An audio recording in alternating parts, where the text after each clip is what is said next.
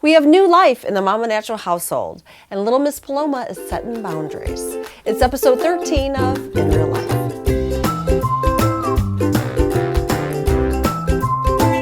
Spring has sprung in Chicagoland, and with that, signs of new life, particularly in our backyard. Now, this is super exciting because Mike and I have never lived in a place that actually has land. In fact, I was thinking about it. I have not lived in a place with a backyard since I left my parents' house a long time ago. So we decided to build a raised garden bed. Now, of course, I didn't do this. Griffin and Michael did this.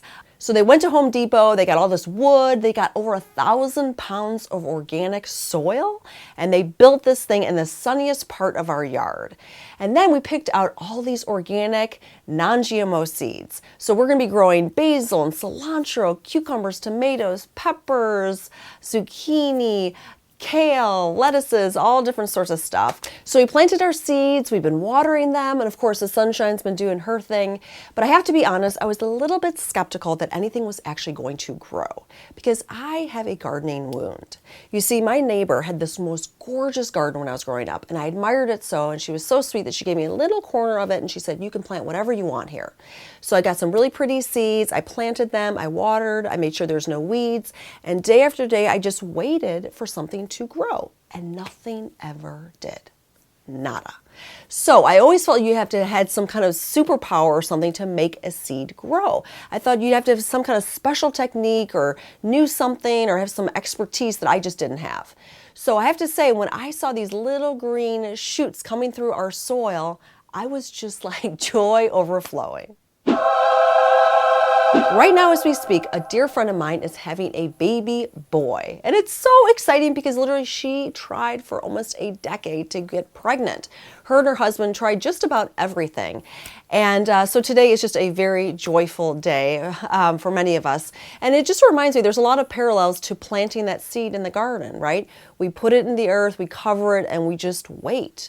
You know, so whatever our dreams or our hopes are, sometimes it looks really dark and like nothing's happening and nothing's coming to life and what's going on, God, and we doubt and we despair.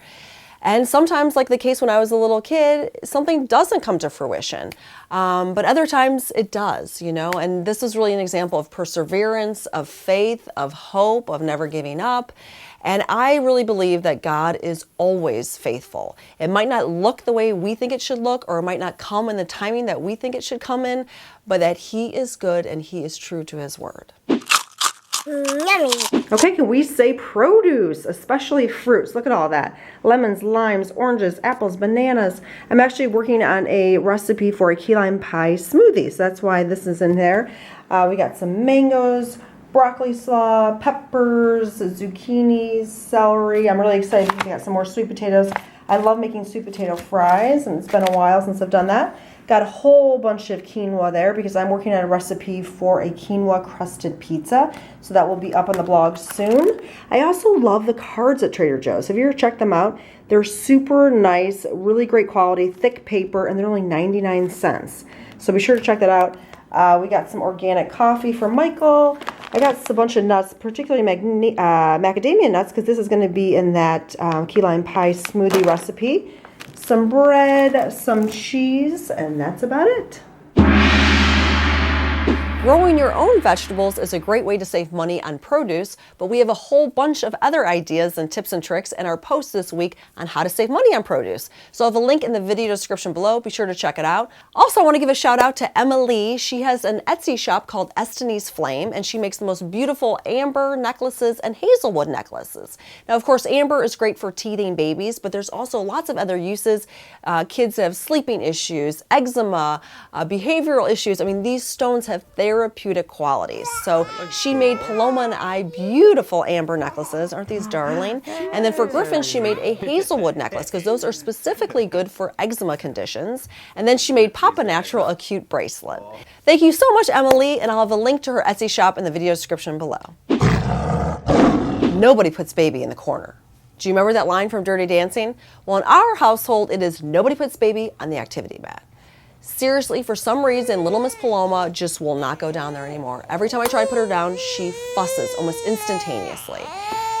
So the thing is, she either wants to be standing or sitting. Those are the two positions she loves best, but let me just tell you, neither of those she does well on her own. So I did dig out the Exercsaucer. I've put her in it a little bit, and let me just say, she loves it. She would spend hours in this thing if I let her. Totally content, absorbed, loving being up and vertical. I also started to put her in her high chair. Yes, Griffin graduated out of it, put her in. I added the tray, I put little toys up there. She's in heaven.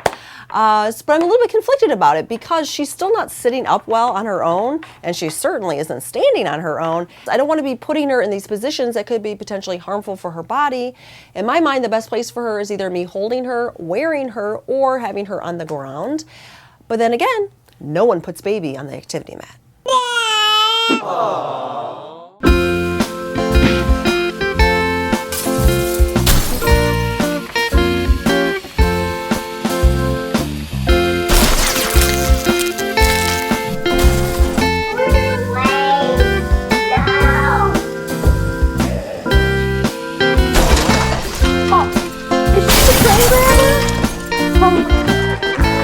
How about you?